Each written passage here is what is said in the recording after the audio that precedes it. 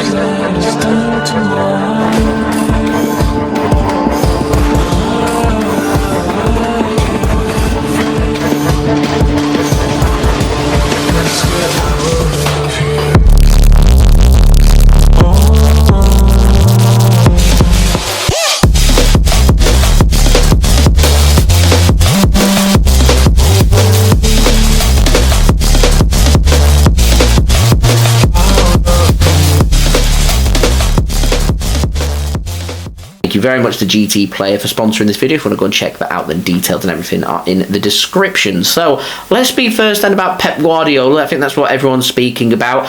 So let's speak about Pep Guardiola and his team selection. Was it correct? Was he right? Has he overthought it? Because I spoke about it in my preview. Will Pep Guardiola change things up and overthink things? And when it was announced that Bernardo Silva was starting, I was expecting to see tricky Bernardo Silva on the right hand side, Foden on the left hand side, Haaland going through the middle, and we didn't really have anybody on the right hand side. Joao Cancelo was given the freedom of the right hand side. Bernardo Silva was told to sit into a deeper role, and actually did that very well. I spoke about it in my live stream. I don't know what his job was, but I think his job was to upset the opposition, shithouse them, and try and cause them as much of a headache as possible. I think Bernardo Silva did that very much so, and I actually think he was very good at it.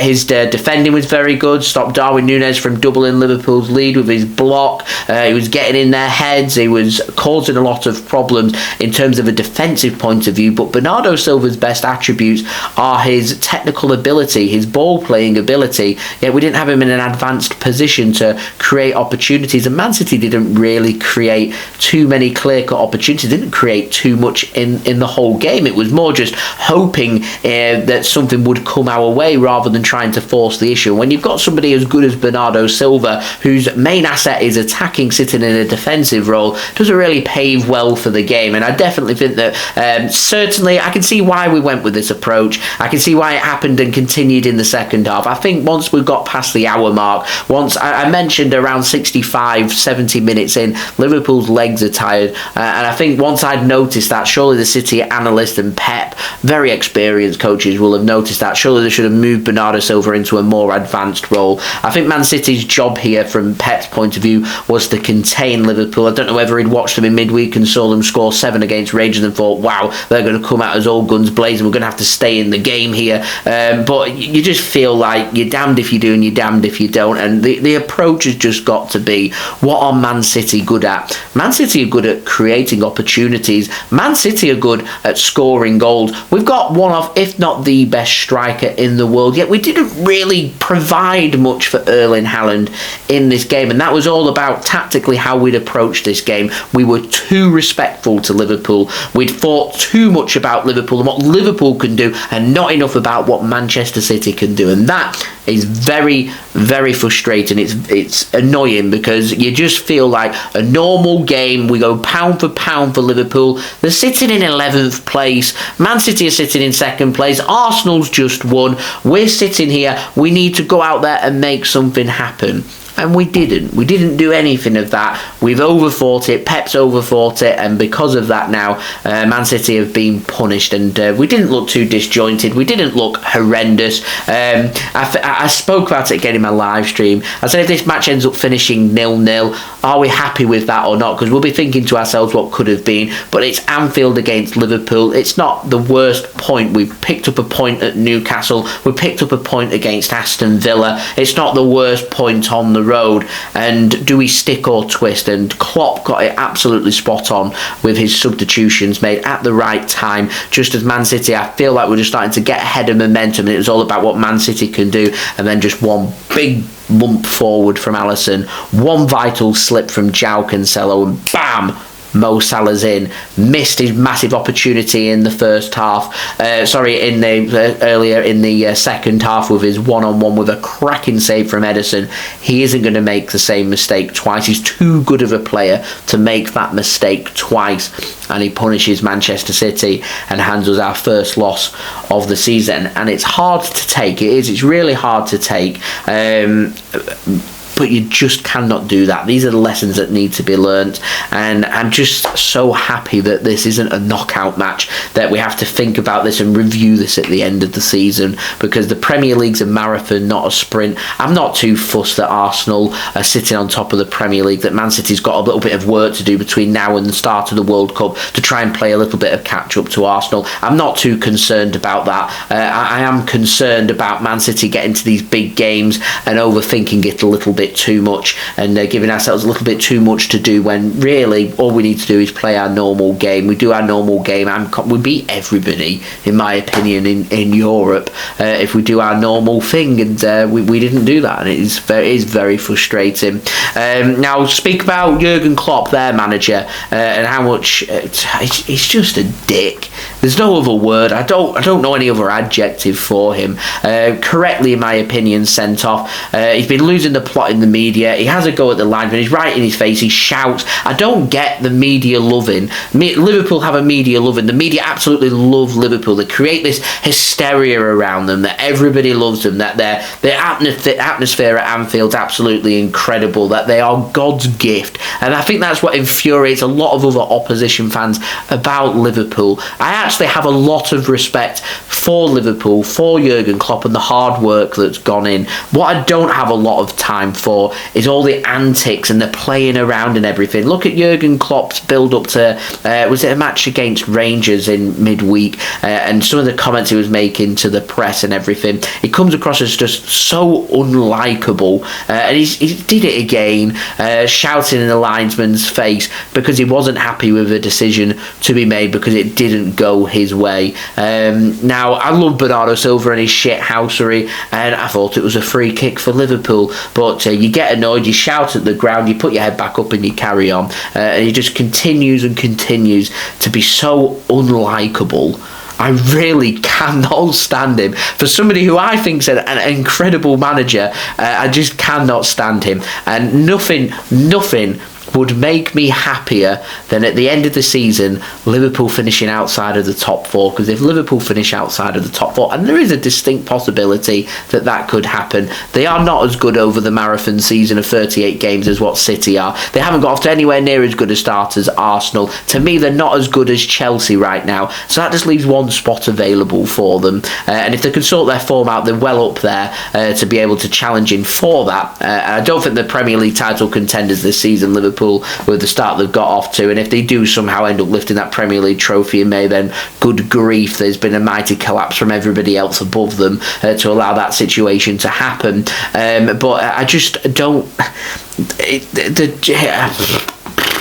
just don't have any words. It's frustrating, very frustrating. I don't really have much else to say about Liverpool, to be honest. They did everything that I'd spoke about in my preview. I said that everyone thinks Liverpool, they're not very good.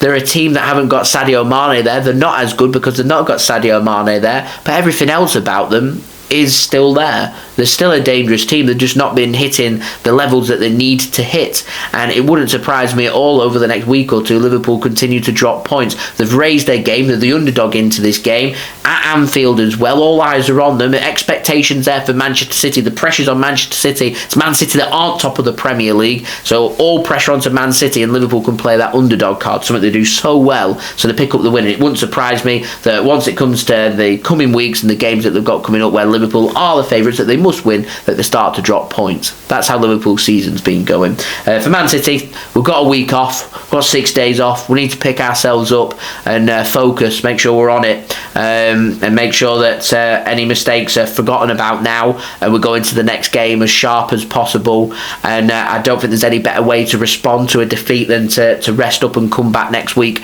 And we've got a home match against Brighton that I fully expect, and we need 3 points from now. There is pressure on us, and I don't think there's any better way to respond than to go out there and score goals. So if we can go out there and score 3, 4, 5 goals again, would be good. But as it is, drawing a blank here. Couldn't get Haaland involved. He doesn't score a goal. There's not many teams that keep Haaland quiet. I thought Gomez and Van Dijk did a very good job. I thought Van Dijk had a very good game for Liverpool.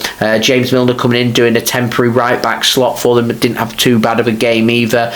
Big bonus having Robertson back for Liverpool as well always helps. So there wasn't so much of an injury crisis for Liverpool there today as what some people have made out to be. There was a very strong team put out by both teams, but as it is, Man City got lessons to learn.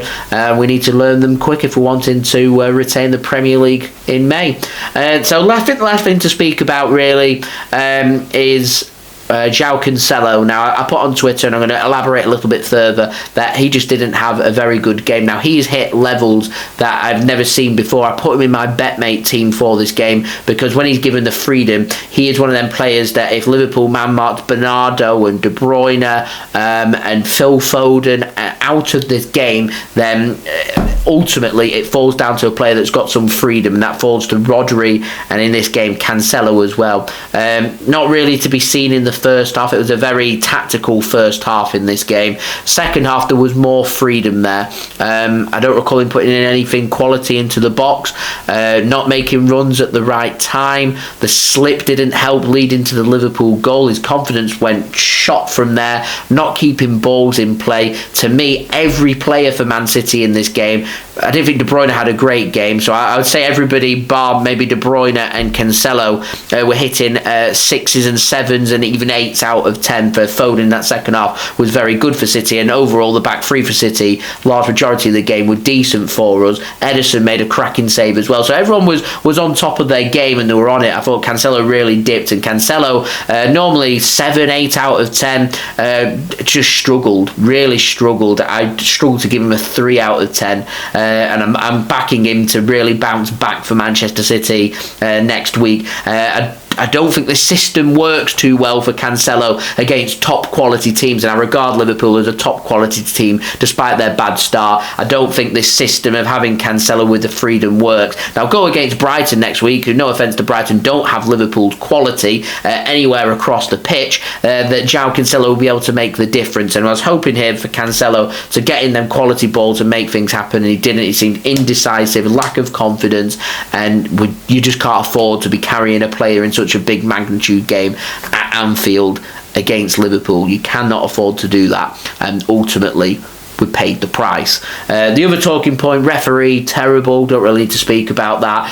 VAR, I mean, it's 6 of one, half a dozen of the other. I don't really get if the referees looked at the monitor why he thought, oh yeah, that is a foul. Actually, he did pull his shirt. Referee had a perfect view to see it. Why he didn't just give a foul at the time if he thought that it was a free kick? And I'll tell you why. Because he didn't think it was a free kick. There was 2 or 3 times for both teams where incidents 50-50s, he let them get away with it. And to me, that was a 50-50. Haaland stronger than what Fabinho was, so he goes to ground. A little pull on his shirt, which is why the goal's disallowed. To me, they were looking for any excuse to disallow that goal. And if they didn't go for that, they'd have gone for Haaland challenging Alisson on the ball with a coming together, because normally goalkeepers get a lot of protection. Again, it's a 50-50 and the referee allowed the play to continue before VAR said go and have a look at it and disallowed it on Foden's goal there. So that's all I've really got to say about that VAR incident. I didn't agree with it. I didn't think the right decision was made. It was frustrating. I'm more frustrated though about how Man City responded to that and how we played in that second half and how we played overall in this game, which to me wasn't good enough, and we were too respectful for Liverpool, and that is where things have gone wrong. We can't afford to be carrying players, and you can't afford to be overthinking it, and ultimately it's the same result every time. We lose at Anfield, and here we are again losing at Anfield. Let me know your thoughts then, ladies and gentlemen, in the comments below. That'd be much appreciated. Don't forget as well to leave a thumbs up. 200 likes, that's the aim. Any help towards that would be much appreciated. Subscribe if you're new around here. Plenty more Manchester City content to come for you guys to look forward to. Also, don't forget as well, social media links, they're in the description below and sliding across at the bottom of the screen. If you want to go and follow me on my Twitter and Instagram, email also in the description below too. If you want to hit me up for any sponsorships for any videos or any general business inquiries, do go and check out today's video sponsor, GT Player. Links and details there in the description, and I'll see you all again for the next Manchester City video. So I've been JSGC. Thank you everyone for watching. I hope everyone is safe and well. Peace. Ciao for now.